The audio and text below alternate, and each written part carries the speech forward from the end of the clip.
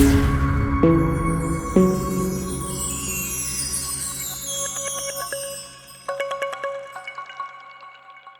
up, everybody? It's me, Brandon Green, owner of Gold Element Autoworks. A lot of people are waiting for an update on the S55 down there. I know I haven't done a recent update, but I've been trying to diagnose the problem, trying to figure out why it won't start, why it won't even read the key. And so I had someone who has the professional equipment, somebody who drives around. He's a mobile key maker, I guess, for Mercedes and other brands. And he has all the equipment. He was able to test my EIS, and my EIS is actually good. That's the electronic ignition system or something like that, which you put your key into.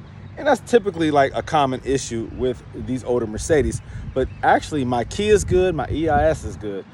We've narrowed it down to a front SAM unit. And so we're in process of, well, I'm in process of swapping that out. Now, the important thing regarding the SAM units is, in particular, the one in the front engine compartment, is that the number has to be exactly the same.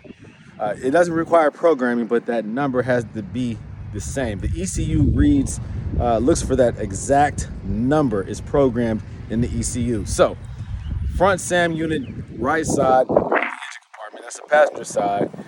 That apparently might be the cause, because we've done some tests and we see that relay fuse holder that is right there, that SAM unit is attached to, is not getting any voltage. You have the input, but there is no 12 voltage present where it should be on that relay fuse component.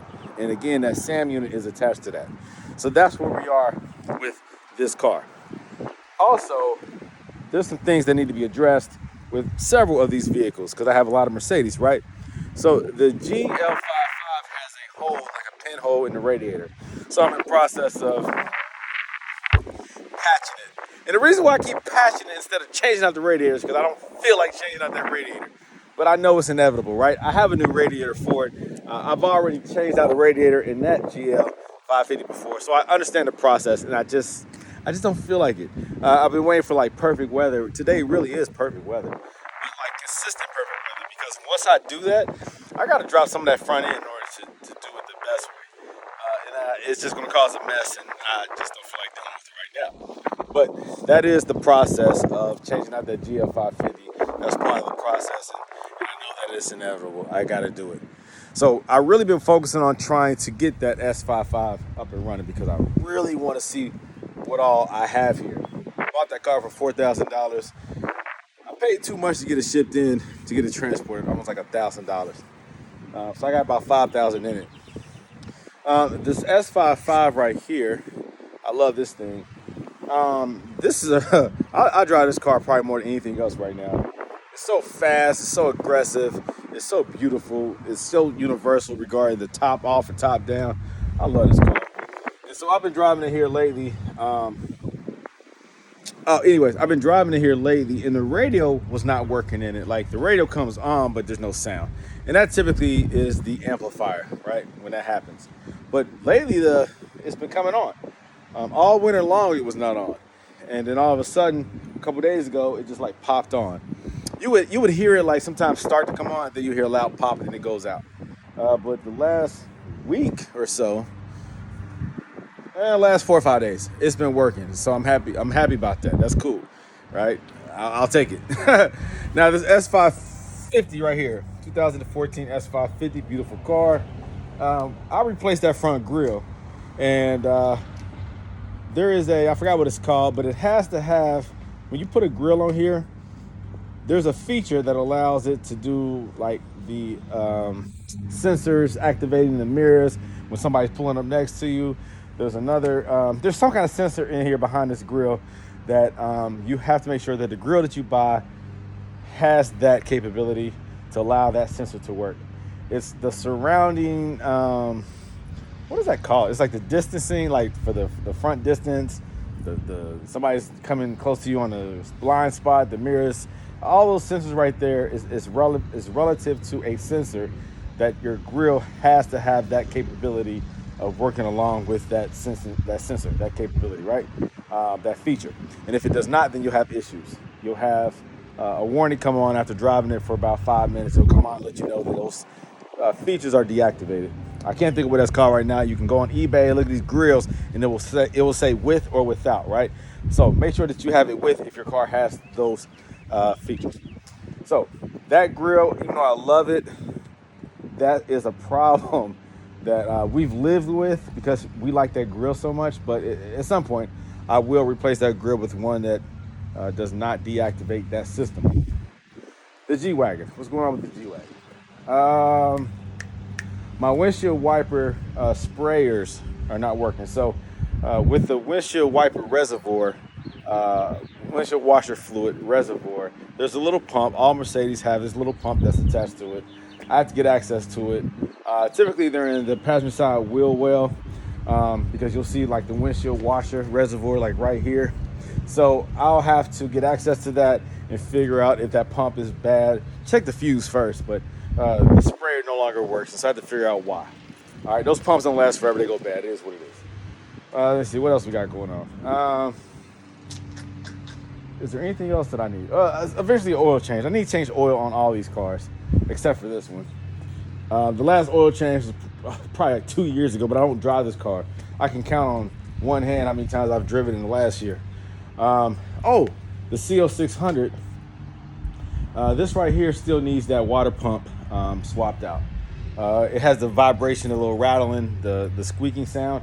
Even though the water pump still works, that needs to be swapped out because the bearing on the pulley itself has worn out.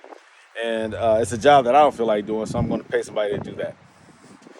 With the CL55, the wide body, only thing that really needs, besides an oil change, possibly, just because of time, right? The time interval, not because of mileage, but because of the time in between.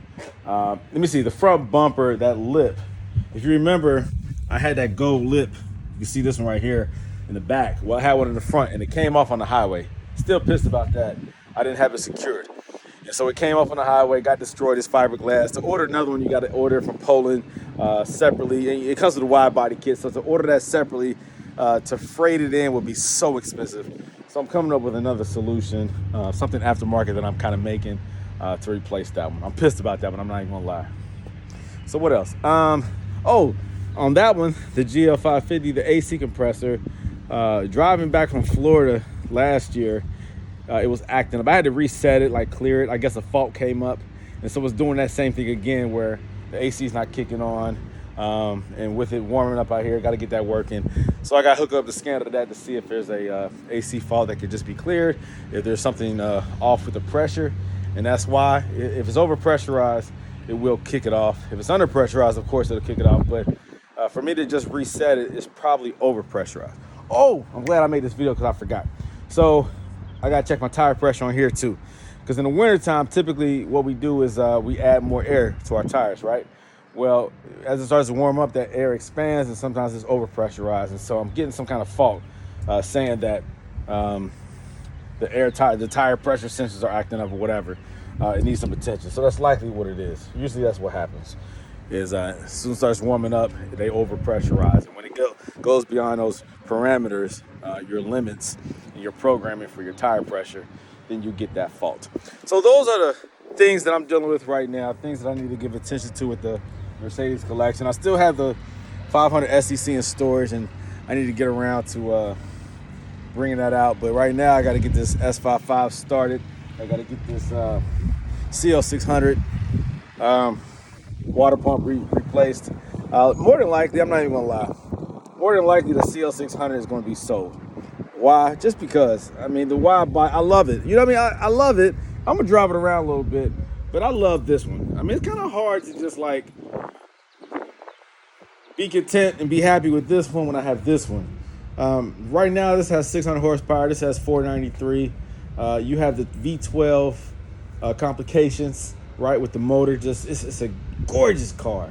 I love these in their pure form, but I have this, so it makes it real hard to just keep both. I know I can make a lot of money on this one, you know what I'm saying? And so at the end of the day, I do what I do out of love and enjoyment, you know, a hobby turned into a business, but I also have to keep business flowing and keep money coming, okay, right? That's a result of business handled properly is financial security. increase revenue. And so that's the thing. So with this beautiful car, I am going to likely sell it. It's just what it is. And then even the S55, I don't know what I'm doing. If I didn't have the 500 SEC over in storage, I'd probably keep the, I don't know, the S55, I got too much, right? And so sometimes that's a problem when you love what you do and you're able to get things at a good price, is you accumulate too much. And so this S55, I don't know. I've always wanted another S class, the AMG version, the 55 version, because I just love all these 55s. I love these compressor motors, man. I mean, goodness, when you want to punch it, you can go. And the capability, the power capability of these cars is just phenomenal. The torque, oh, they just feel so good. And oftentimes people talk about that sluggish 5-speed. Listen, I don't think it's sluggish. Maybe it's because I haven't really messed around with other transmissions or high-powered vehicles with very quick shifting transmissions where I don't notice the difference. Not to the point where I will say that these 5-speed transmissions are trash. No, I think they're great. I guess if I was tracking this car, I would notice the lag time, I guess, and shift points. But you can tune it, you can dial it in, and you can do a tune with the AMG transmission where some programming things that you can do with it where it does help. But of course, you still have the same transmission at the end of the day. And for how I drive it, for what I need the vehicle for, I'm happy with the transmission. I ain't gonna lie to you. So, you know, it is what it is. But I love these cars, man. Continue to love your Mercedes as well. I continue to do videos on how to do this, how to do that, different issues that I come across, because that's what the internet needs. That's what YouTube needs. That's what social media loves, is how to fix this, how to fix that. And the upgrades and mods, of course, I continue to do that as well. But issues that I come across, I like to be honest and upfront about how I dealt with them. All right. So, like I said, as I continue to do this work, I continue to update you guys and make more content. I appreciate you guys watching. Please comment, like, share, subscribe, and I'll continue to update you guys. More videos on the way. I think I covered everything that I want to address with these vehicles for now. More content to come, okay? Appreciate you guys. Take care. Talk to you soon. Peace out.